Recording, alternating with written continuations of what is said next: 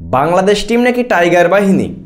তাদের দেশের জনগণরা তাদের টিমকে নাকি বলে টাইগার বাহিনী।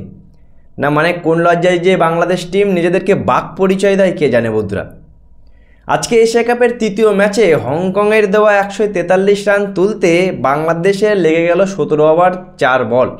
মানে 143 রান হংকংয়ের বিরুদ্ধে তুলতে বাংলাদেশের অবস্থা এরম কেরাসিন হয়ে যাচ্ছে।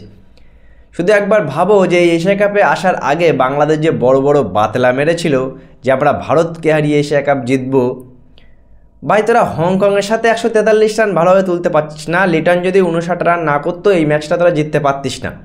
7 উইকেটে বাংলাদেশ ম্যাচটা জিতেছে, কিন্তু বন্ধুরা বাংলাদেশ হংকংয়ের বিরুদ্ধে এই যে 143 রান তুলতে এদের 17.4 ওভার লেগে গেল। এরা কোন লজ্জায় নিজেদের টাইগার বাহিনী বলে। টি-20 ক্রিকেট কি এমন করে খেলা উচিত? মনে হচ্ছে যেন টেস্ট ক্রিকেট। এমনিতেই বন্ধুরা এশিয়া কাপের এই ম্যাচগুলো যা বোরিং হচ্ছে, আজকে 3 নম্বর ম্যাচ, প্রত্যেকটা ম্যাচ যা বোরিং হচ্ছে না, এশিয়া কাপের প্রতি মানুষের ভক্তি চটে যাচ্ছে। অলমোস্ট 12টা বাজতে যায়, রাত 12টা পর্যন্ত মানুষ জেগে কি এমন বোরিং ম্যাচ দেখবে বন্ধুরা? আজকেও এত বাজে ম্যাচ হলো, বিশেষ করে এই যে 143 রান হংকং করলো, এই রানটা 143 রান হংকং কীভাবে করলো? বাংলাদেশের বোলিং এত ভালো থাকা সত্ত্বেও হংকং 143 রান করলো, যে রানটা তুলতে গিয়ে বাংলাদেশ অলমোস্ট বাঘ থেকে বিড়ালে পরিণত হয়ে যাচ্ছিল।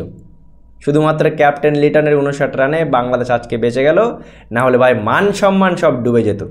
রয়্যাল বেঙ্গল টাইগার থেকে রয়্যাল বেঙ্গল ক্যাট হয়ে যেত বাংলাদেশ দল। যাই হোক, খাতা তো খুলেছে। এখন যে এশিয়া কাপ জেতার স্বপ্ন দেখছে, হংকংয়ের সাথে এমন বাজে পারফরমেন্স, না জানি আগামী দিনে আফগানিস্তান আর শ্রীলঙ্কার সাথে কেমন বাজে পারফরমেন্স বা কেমন পারফরমেন্স করবে বাংলাদেশ দল। কি বলবে বন্ধুরা? এই যে প্রত্যেকটা ম্যাচ এত বোরিং হচ্ছে, সত্যি কি তোমাদের এশিয়া কাপ দেখতে ভালো লাগছে? আমার তো বন্ধুরা এশিয়া কাপ দেখতে একদম ভালো লাগছে না। তার কারণ কোনো কন্টেস্ট নেই, কোনো কিচ্ছুই নেই, যেন রাত জেগে ফাও ম্যাচ দেখছি। কি বলবে বন্ধুরা? অবশ্যই জানাবে বাংলাদেশের এই পারফরমেন্স, কমেন্টে অবশ্যই জানাবে এবং ভিডিওটি ভালো লাগলে শেয়ার করবে।